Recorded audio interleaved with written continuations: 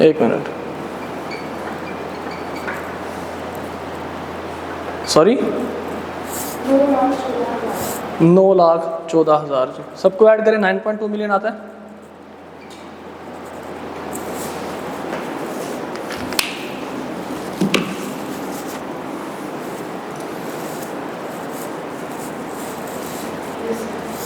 हाँ जी ओके।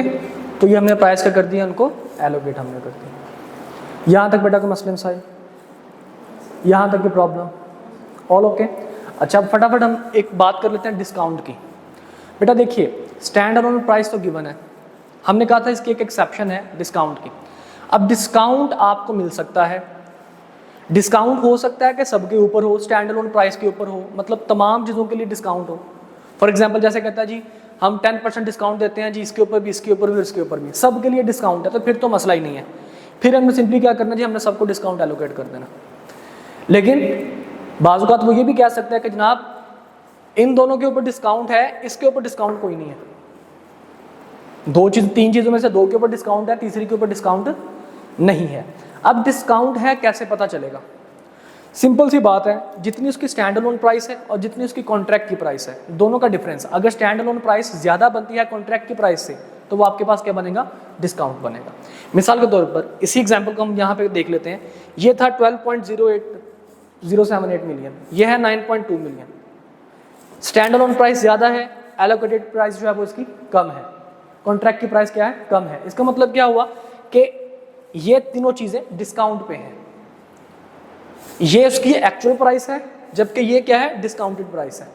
ये 12 लाख रुपए एक्चुअल प्राइस है, ये 914 डिस्काउंटेड प्राइस है। इसका मतलब क्या हुआ? इन तीनों के ऊपर उसने क्या किया था? आपको डिस्काउंट दिया हुआ था, ठीक है। लेकिन अब ये भी हो सकता है कि जनाब वो डिस्काउंट कह दे कि तीनों के ऊपर नहीं है बल्कि दो चीज़ों के ऊपर डिस्काउंट है, तो उसको हमने कैसे टैकल करना है? देखिएगा पेज नंबर 183 पे एग्जाम्पल नंबर 21 आपके पास गिवन है जी। IFRS 15 की इलस्ट्रेशन नंबर 34A है, सबके सामने है, पेज नंबर 183। इसमें कहता है जनाब an entity regularly sells product A, B and C individually there by establishing the following price. इसमें कहता है जी प्रोडक्ट A, B और C की stand alone price, selling price given है जी 40, 55 एंड 45।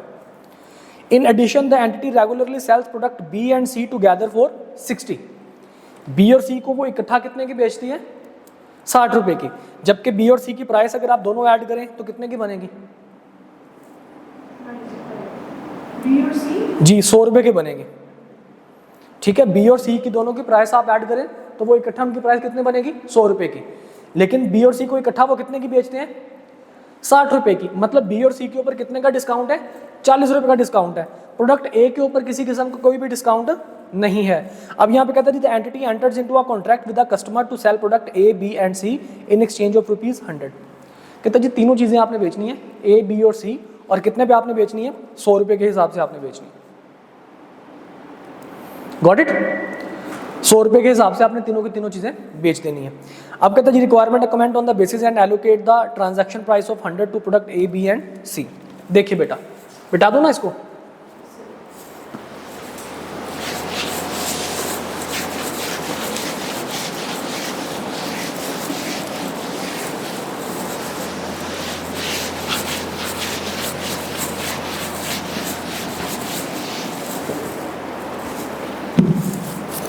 इसमें सिंपल सी बात है। क्या सिंपल सी बात है बेटा? इसमें हम कहते हैं जी यहाँ पे आएंगी प्रोडक्ट्स, यहाँ पे आएंगी आपके पास स्टैंड अलोन प्राइस, और यहाँ पे आपके पास आ जाएगी जी एलोकेटेड प्राइस।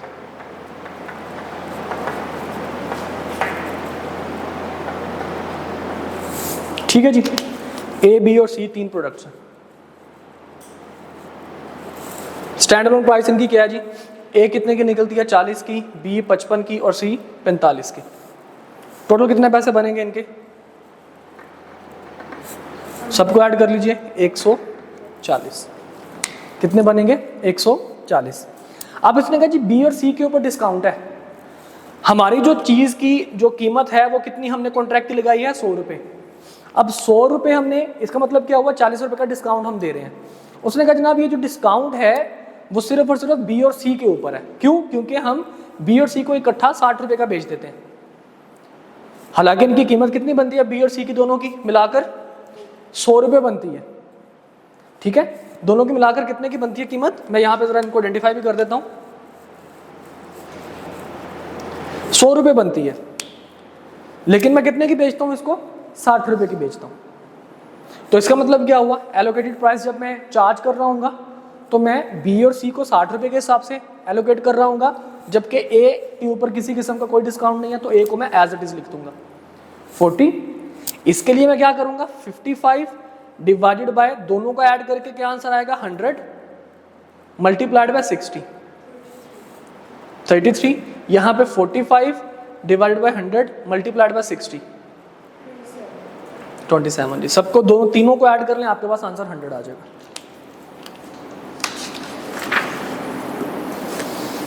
हाँ जी बेटा, ऑल ओके? यहां तक के मसले मसाइल समझ आ गई बात की? अच्छा, अब इसी से मिलता जुलता एक आपके पास है कि इसमें बाजू का वो प्रोडक्ट की प्राइस आपको स्पेसिफिकली नहीं बताता, वो आपको रेंज बता देता है कि जनाब इस रेंज के अंदर जो है वो आपके पास ये इसकी कीमत आ रही है। जैसे कि अगले पेज पे, पेज नंबर 184 पे देखिए, that is example number 22, illustration number 34B IFRS 15 की। कहता जी an entity regularly sells product A, B, C and D individually, thereby establishing the following standalone price selling prices। A, B, C और D के जनाब prices 40, 55, 45, 15 और D product की जो price है वो 15 से 45 है। मतलब कम से कम प्राइस कितनी है जी? 15। ज़्यादा से ज़्यादा कितनी है? 45। कहता जी in addition the entity regularly sells product B and C together for 60 and product A, B and C together for 100। कितने की जनाब चीज़ है जी? कहता जी प्रोडक्ट A, B और C कितने B और C कितने की निकालता है? 60 की। और A, B और C कितने की निकालता है? तीनों के तीनों 100 की। इसका मतलब क्या हुआ? इस दफा दो किस्म के डिस्काउंट हैं। अगर B और C देखेगा तो उसकी प्राइस कितनी रखेगा? वो 60। जबकि वो A, B और C देखेगा तो उसकी प्राइस कितनी रखेगा? वो 100 रखेगा। अच्छा जी, अब इसके बाद फिर कहता है जनाब आपके पास कि the entity enters into a contract with a customer to sell product A, B, C and D in exchange of 130। उसने कहा जी चारों की चारों चीजें हमें कितने की बेचो? 130 रुपए की बेचो। Allocate the transaction price of 130 to product A, B, C and D and discuss whether the residual approach for product B, D is appropriate। अब आपने दो काम करने हैं, एक तो प्राइस एलोकेट करनी है, दूसरा आपने बताना है कि जो रेजिडुअल अप्रोच है, रेजिडुअल अप्रोच क्या हुआ करती थी कि बाकियों को कीमतें अदा करके जो रिमेनिंग होता है वो हम उसकी कीमत चार्ज कर दिया करते हैं। तो देखिए बेटा, अब यहाँ पे होगा क्या?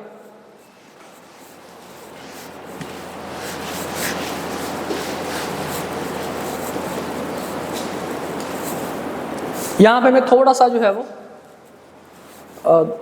वर्किंग थोड़ी सी ज़्यादा करनी पड़ेगी, क्योंकि दो दफ़ा डिस्काउंट दे रहे हैं। बी और सी के ऊपर अलग से, ए, बी और सी के ऊपर अलग से वो डिस्काउंट दे रहे हैं। ठीक है जी, तो यहाँ पे देखिए ए की कीमत कितनी है? स्टैंड अलोन प्राइस 40 है।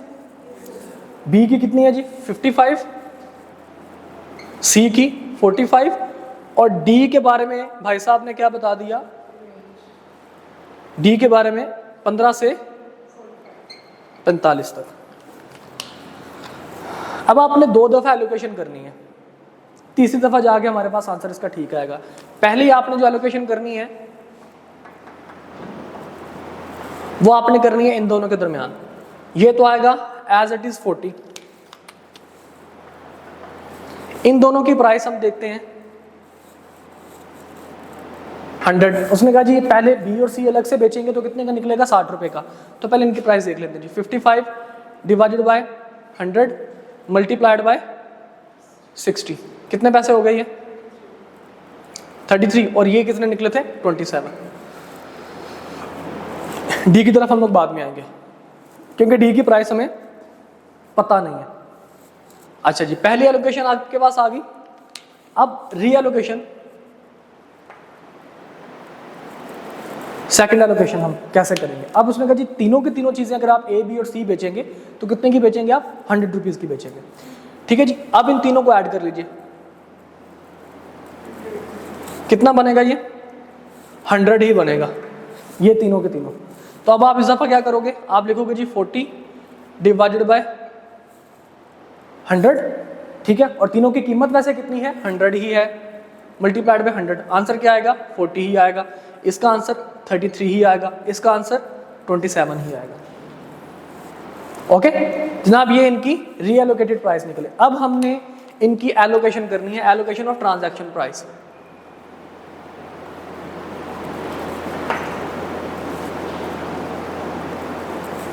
ट्रांजैक्शन प्राइस एलोकेशन, हमने कहा जनाब कितनी प्राइस रखनी है, 130 रुपए।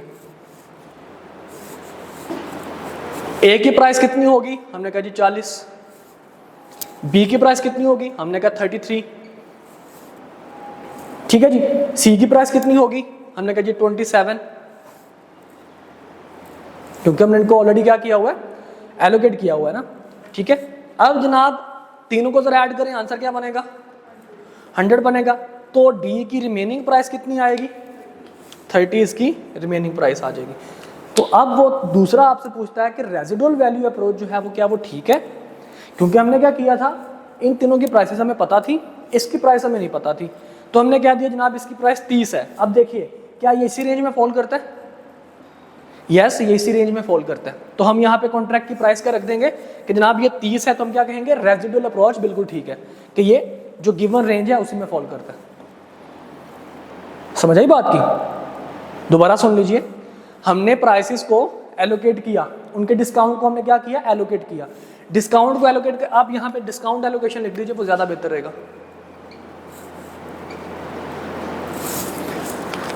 उसके बाद हमने डिस्काउंट का एलोकेट करने के बाद ट्रांजैक्शन प्राइस जनाब हमने इनकी निकाल ली, एलोकेशन हमने कर दिया।